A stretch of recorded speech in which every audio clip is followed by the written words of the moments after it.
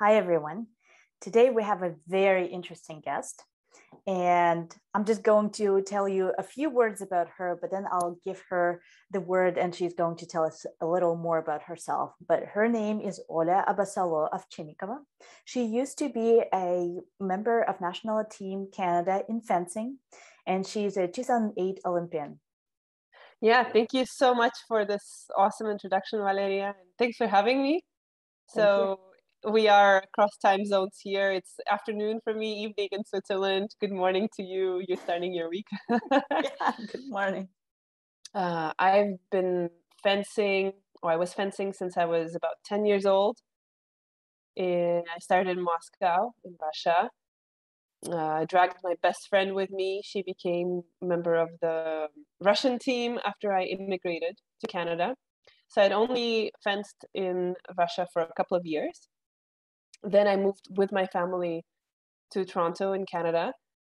So following that immigration, I continued to train, and I quickly made the national team for Canada. So it was to the point where, with the citizenship, you can compete at the Olympic Games, but you can still represent the country at World Championships, even if you're not a citizen.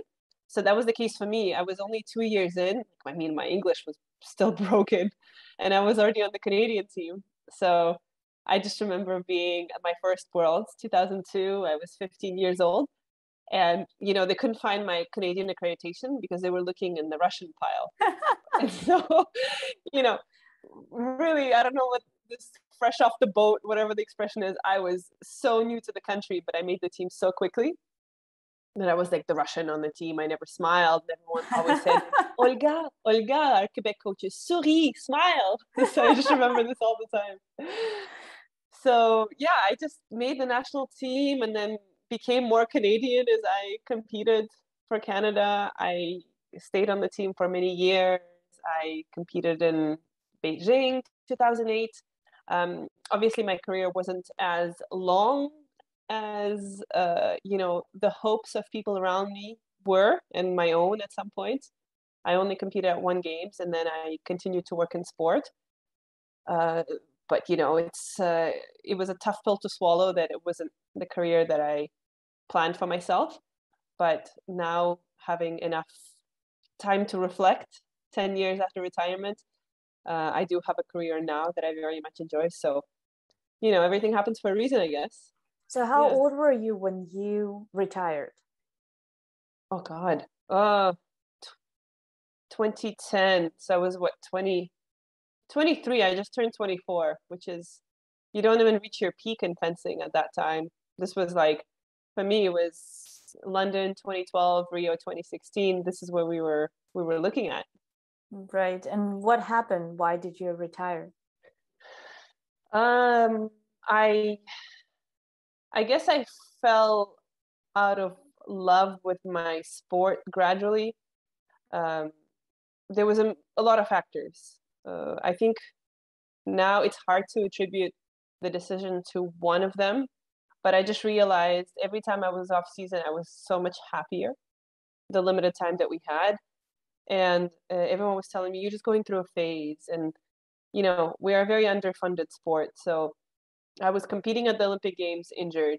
I was competing the entire season before the Olympic Games injured because I just didn't even have enough money for an MRI. And my federation wouldn't, couldn't cover it. They helped me to get it eventually after the games, but I needed a surgery. So I got that surgery. The comeback was hard. I guess the biggest factor is that this whole time I was bulimic since the age of 15, 16. So I was battling that in parallel. And for me, being so deep into this sickness or illness, whatever the right word is, I felt like a good person, like I'm worth something when I perform, and I felt like nothing when I didn't. So it was like I couldn't separate this sickness from sport. I felt like sport caused it, and the only way I could get out of it is if I stopped competing, if I just left everything. And so between the injury and that, the eating disorder, and just not feeling like I was as passionate about my sport as before. I guess it was just that culmination of things that led to my decision. So it was a decision. At some point you said, okay, I'm done. I'm not going to pursue it anymore. Yeah. So I refused my carding, which is my funding. So I sent that letter in, and I was like, okay, that's the end. And everyone in the fencing world was like, she's just going through a phase. She's going to come back. And, she's not leaving. Like, this is impossible. And I didn't come back. How did your family react to your decision, and were they aware of your battle with the eating disorder? Oh God. My poor dad. My poor dad, he struggled. It's also important to know how much family puts into your sport. Like, they put everything they had. They didn't go on vacations. They didn't, like, every single bit of money they had was going into my sport. So they invested emotionally and they invested financially for me to be good at this sport. Like, we just immigrated to Canada, and they're trying to put their daughter into a high performance sport in a severely underfunded sport in the country. So with that context, everything that I'm saying, it's very important to understand this. But my dad, he couldn't watch, like, London 2012 games. He couldn't talk to me about the games. He just, like, he kept saying things like, you're making the most stupid decision, you're going to regret it. But again, they were saying all of this out of love because they felt like I was making such a huge mistake, right? And with the eating disorder, well, we didn't really, I don't know, Eastern European parents are a bit tough in that. Like, I took a long time to speak to them about it, and I finally did, to my mom. I've never spoken to my dad directly about it to this day. Wow. I spoke to my mom. We went on a walk when I was visiting them back home. And I finally told her, and I just cried. I told her everything, how I was feeling and everything I went through. And my mom, she listened and she listened. And she's like, Ol, like, don't do that. That's not good for you. You know? Like, as if somebody, I don't know, like, you find out that your teenager was smoking and you tell them, like, oh, don't smoke. It's bad for your health. Like, she didn't know how to react. She just kind of said, like, oh, you shouldn't do that. And I was like, Mother, that's not how it works. This is, I just poured my heart out to you. And so she just didn't know how to react. And that was pretty much it. I rely on them for so many things in life. They're fantastic parents, absolutely fantastic parents. But I did seek for help in this area before I spoke to them. So when I spoke to my mom, I had already mostly recovered. Like, I had a few moments that I slipped up in my eating disorder, but I was for the most part recovered. So I only spoke to her after the fact. But I was dealing with it on my own. Like, it was my own dark secret for a long time. And so nobody knew. It was only when I started to get, like, really strong physical side effects, like I was bleeding and but like my veins would pop around my eyes. So I would have these, like, purple lines. And so I got really scared. So I said, okay, I need to talk to someone. And at one point I was hospitalized they said exhaustion because I didn't talk about the eating disorder. But I just kind of fainted at training once. So I told my teammate, and I knew that when I would tell her, there was no way back because she was I would consider her my big sister, Sandra, because she was the one I was looking up to. She had more experience than me. She was older than me. She had gone through a few Olympic cycles of qualification. So I told her, and then she was like, okay, we're getting you a psychologist. You're going to go see after training. She took me the appointments. I just needed to show up. And that was the first step. And then it was really my boyfriend, who is currently my husband, who was kind of the other side. Like, she was the one, we're taking appointments. We're going to get you to the psychologist. You're going to talk. We're going to do this. She was watching me eat. Like, she was kind of keeping an eye on me at events and at competitions. And he was kind of like the emotional support in the back. Like, I'm here if you need anything. So between between my teammate and my current husband, I think those are the two people that slowly brought me out of it. I was at my worst during the Olympic Games. So there was no meal that stayed in my body really during the games. I had a whole system worked out where I could go. I knew where the bathrooms were, where I wouldn't cause anyone to pay attention. I had eye drops so my eyes don't look red. Like the whole thing was, it's like a very sophisticated Oh system gosh. Yeah. to navigate it, this eating disorder. And I felt like I had, like I was too weak to be anorexic, so I was bulimic. Do you know what I mean? It's a really crazy thing. Like I was like, those ones that have really like the willpower not to eat, they're the anorexic ones. I'm like the weak one who can't control herself and needs to binge and then throw up. Really messed up things Wow. that were in my head. So after Beijing, that was the worst. And so uh, then that year following is when I got help. So I was already a little bit better by the time I was retiring, but tough, tough, tough times still. They all had to keep, you know, my former teammate and my husband really had to keep an eye on me at that time because it was emotional. What about the coaches? Were they involved at all? No, I didn't necessarily tell them anything either. So I guess they probably would have found out from my teammates eventually. Um, but no, I've never actually had a direct conversation with any of my coaches about this ever. Wow. I would like to now because some of them were the ones that were really, pushing this body image thing really hard on me when I was 14, 15 years old and extremely lost and when it all started. And I just wish, I think I need to go back and reach out to them so they don't say the same things and do the same things that they did to me. And without any intention to harm me at all. They just, like, they were coaches that just knew their sport, but they didn't know anything around it. So I just wish I had, this moment now to go and talk to them and say, look, this was not easy for me. Don't do this to these other girls. Let them go through puberty. Let them go through their emotions, Of course. Yeah. You retired, and with a sport that wasn't lavishly funded, what was your next step? I guess first you needed to take care of your health. Mm-hmm. When you got that under control, what was your next step and what were your thoughts about it? Yeah. Everything kind of went in parallel. So I certainly didn't think of, getting the health in order first. I just threw myself into, okay, I need to keep myself busy. What do I need to do?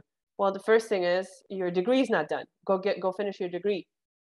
The Canadian system in that sense is really well made because I still had a few years of free education. For every year that you carded, you get a free year of education that you can carry over. So my education was covered. So I just went in and I then enjoyed the flexibility and the free weekends. There were some benefits. I actually, it felt nice.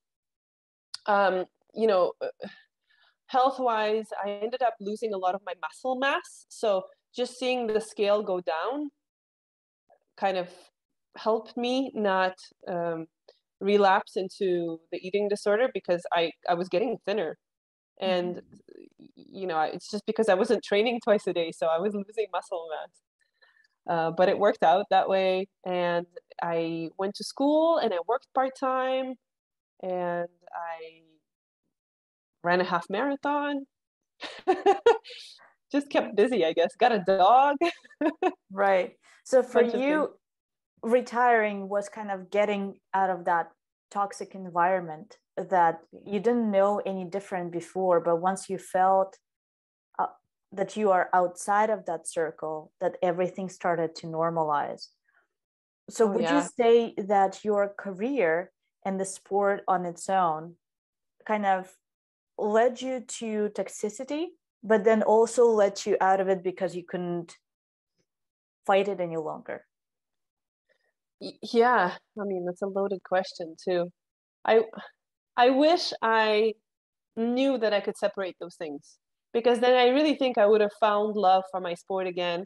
I would have continued to compete longer. I just didn't know how. When you fence, when you do your sport from 10 years old, you don't know any better.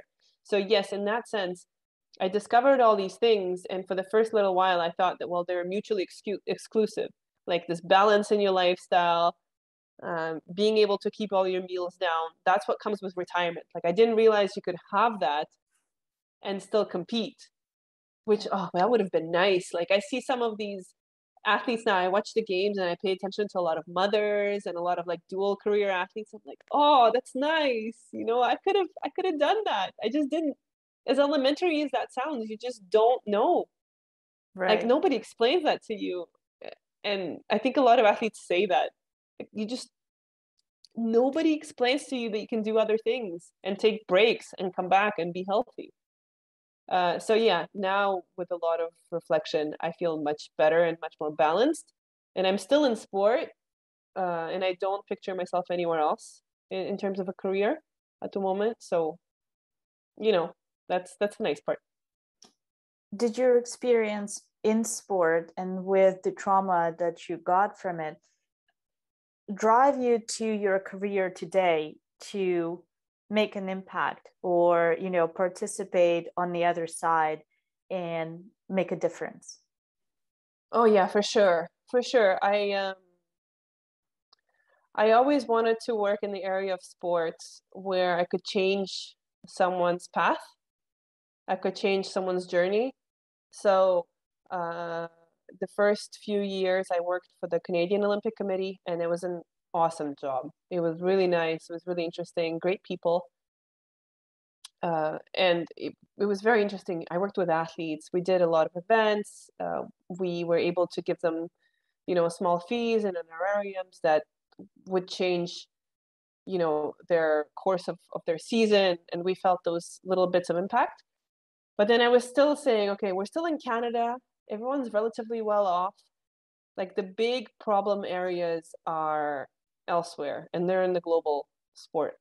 And so I really thought that I would enjoy my next step being somewhere that is, not the scale of problems that is in Canada, but really a much bigger scale of athlete problems. And oh my God, doping is like a whole new world. We think of Lance Armstrong, like the big bad rich guys who dope by choice, but 99.9% of these athlete situations are so hard, and they're caused by so many life circumstances, like poverty, abuse, extremely unhealthy training environments, maybe even to an extent things that I went through, where the athlete feels like they're not worth much and they're doing what they're told. So just working in this environment now it's very sad, but you kind of feel like maybe you're making a difference here and there, and that's worth it. Right. And when you see those circumstances that drive athletes to no choice pretty much but doping, how do you educate them? How do you reach out to them? How do you find them? How do they know that you exist? Yeah, it's tough, right? Because there's so many layers between working for an international federation and then reaching the athlete, because you work through an international federation that works with national federation, that works with clubs, that works with athletes, and it's hard to get to them directly. We do a lot of sessions face to face, and we do a lot of sessions online, and so we started talking a lot from the athlete perspective, so sharing other athlete stories. So it's not me as ITA education person telling you don't do drugs are bad, but we just share athlete testimonials. We speak from the athlete's experience rather than about the athlete's experience, and in a hope to reach other people. And they don't always come back with feedback, so we don't always know who we reach and how.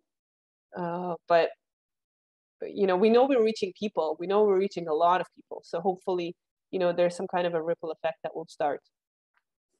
I find that a lot of athletes are giving it all to the sport because it's looked upon as a window into a different world. Maybe the sport will allow them to escape poverty or a toxic relationship with a parent. And I find that doping is looked upon as a tool that gets them a better life, and they don't understand the repercussions of it. But how do you convince a person who's trying to get out of where they are and they think there can't be any lower level? How do you go and tell them that there are other options? And how do you turn an athlete against the coach, who most likely is the one who is even pushing the athlete to go because everyone's striving for results? Yeah, and it's what you're describing. We talk about it quite often, and it's called moments of vulnerability. And there's all types of social science research that backs it up. When the athletes feel weak in some way, they had a bad performance, they're under financial stress, they had a personal event that happened in their life, a death in the family, whatever. Those are all the moments that are high risk, right? And so the coach can help them get through that moment, or they can really use that moment for the wrong purposes. And so that's what happens a lot. And so again, I think the availability of information is key here, because they're only hearing from one source of information, and it's telling you that everybody in your sport dopes. You're doing what everyone else is doing. This is not unhealthy. This is not not safe. This is perfectly normal. So this person is normalizing everything. So we just want to be the other side to say, hey, no, not everybody in your sport is doing this. This is extremely dangerous. And so we just want to add the other perspective. And so a lot of the time, we hope that this is at least the first step to make them think, okay, well, there's somebody else telling me that I need to make my own decision. I'm solely responsible. These are extremely high consequences, that I can get caught and my body will suffer. And so to make them think, and then we can never make the decision for the athletes, but we can at least push them towards the right decision, I hope. Of course. And let's say one of the athletes is watching this video right now and they are interested. Are they able to speak with someone directly, or is it the information on the website that is going to give them some answers? What's the procedure if somebody is not confident enough to make a choice or fight the system that they come from? What do they do? Look, in full transparency, it's not easy, right? So of course, I'm going to talk about a tool that we have in a second. But the reality is that behind any tool that an athlete can use to speak up are extremely dangerous repercussions and risks. They may lose their spot on the team as soon as they speak. They may lose their funding, which is their livelihood. So I'm extremely aware that it's easy for me to say, here's our tool, use the tool, you can speak to someone confidentially. But I'm very aware that for many people, it has extremely high repercussions. So a lot of people who speak to us are the people who have nothing to lose. So they've already been kicked off the team. They are looking to immigrate from their country to another country. They've retired. They're a coach who's extremely frustrated with the system. So, at this point, those are the people who come to us because they have nothing to lose. But a lot of people who have something to lose are still very scared. So the only thing I can do is reassure, of course, that, the platform that we use, we do have a secure mailbox. So there's someone that you can talk to just through a unique code that you get. So you can have some exchanges with a person on our team and say, hey, here's what I'm dealing with. That's the first step. So if you're not ready to disclose any information, if you just need someone to talk to, you can do that. And that's very low risk. But of course, as soon as you start to speak, about things happening in your system, in your country, in your sport, then I'm very well aware of, what the repercussions might be for that person. And we've seen that over and over. But yeah, the platform is reveal.sport. So that's our platform that we use to communicate with anyone who wants to give us information. But again, very aware that it's not so easy in real life. We often glorify high performance sport because athletes do compete at such a high level that they are 1% of the population that can do things like that, that can persevere through things like this. But not too often do we tell the backstory of the success that they've come with. And you're a big organization. So how can smaller organizations impact what's going on in the professional sport? You know, on the institutional level, there's so many things that companies can do. And you don't need to be a sports organization to do something. You can just give internship opportunities to athletes. You can invite an athlete to speak about their story, and it doesn't need to be the glorified, like you said, gold medal story. But it can be, you know, to speak about, look, Diabetics Canada, let's speak about an eating disorder. I don't know. There are so many things that you can do tomorrow as a small organization to help athletes build that net and to make them feel like their sport is not the one and only thing that defines them. But of course, then, you know, the bigger the organization, the more power you have. So any organizational changes, governance restructuring now that is happening in a lot of federations, that's all extremely important too. We can all do our little parts, but we need the bigger machine to work as well. The ones that are more public facing seem to be the speaking, engagement, sponsorships, and so on. So those are definitely more comfortable for extroverts, for those that enjoy the attention. But there are, and people are surprised, but there are a ton of introvert athletes who wouldn't want to do that for a living or as a part of their career. So here it's also important to understand they can do many things. You can go and work with kids in a school, or to try to, you know, get an opportunity to intern where you don't have to speak. Maybe it can be like IT internship, so you just learn how to code. You know, there is just, this is, I think, up to the athlete then, but it might be difficult to do that step of reaching out and being proactive. I understand that might be something that's challenging, but yeah, of course, if there's a structure for you to understand what your, you know, what your strengths are, and then build off of that, that would be ideal. If somebody's there to sit down with you and talk you through it, I mean, that's like blue sky for athletes, that somebody guides them, because sometimes they just, how are they going to know otherwise? I know now 10 years later, but it's a bit too late. That was exactly my point, is that generally we don't know what we don't know. And we go and we spend a decade figuring out things. And then we're like, oh, if only I knew that, you know, 10 years ago, I would have been so much well off compared to where I am today, which I still think it's a great experience. What I also see is that we have amazing experiences where people have figured out how to do it, but nobody can really put it in a structure that can be delivered to someone and is digestible for a person who is in distress, because a lot of athletes retire in distress and they are lost and they don't know where to go or what to do. From your experience, where do they look for their information to help them transition? I guess a lot of the athletes thinking now of, you know, the people around me, their national federation would be like, if they have a good relationship with that federation, that's where they go and seek advice, I'm guessing. I kind of cut all connections, and I just needed to step away. So I went to my university, I did my degree, I got this job, and everything was completely disconnected. So any guidance that I found, and I have to thank my first boss at this part-time gym job, who, you know, I was working kind of front office, you know, like checking in gym memberships. And he prints out this job at the Canadian Olympic Committee, and he goes, apply. This would be perfect for you. So he's the one who, I wouldn't have never seen it. I didn't know what jobs to look at. He's the one who guided me, because he knew that I was an athlete and that I, you know, had gone through a bit of a hard time, and he wanted to support me.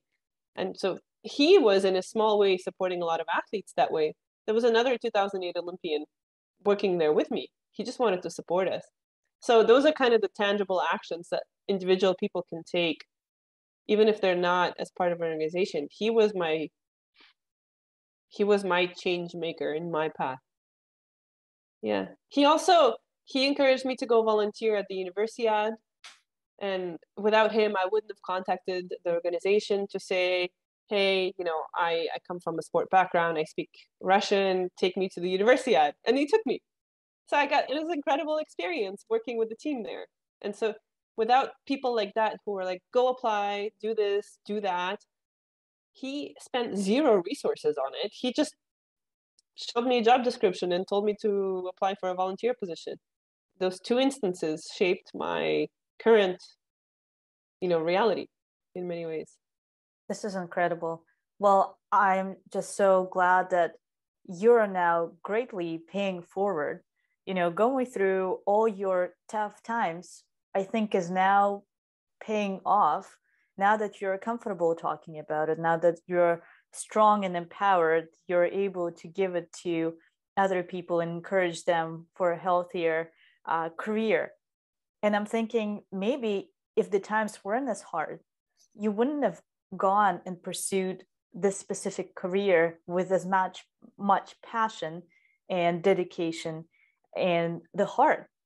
I always say that the heart has to be there for the athlete, because once they lose their heart, just like in your career, you lost the love for the sport. And if the athletes who spent half of their career putting their heart in everything they're doing, I think they're wired like that. And if they can't find a job where they can put their heart to work, they're not able to fully succeed and feel accomplished in a new career. Yeah, for sure. Well, I have to say that I'm very fortunate, all things considered. The country that we immigrated to, I would say my level of problems on the global scale, I'm very conscious of how fortunate I am to have certain things. The country where I live now, the family that I have, the supporting partner, to still get the Olympic experience and now look at it in a positive light. Very conscious of it all and very grateful. So, I talked to you for an hour about my journey, but every athlete has like their own suitcase of baggage, whether it's bulimia or, anything else. Every athlete has that. And you can think of a million things yourself, I'm sure. For sure. Yeah. I find that we only get to hear the medal stories. We don't get to hear other stories which are just as valuable. It's a person's life path.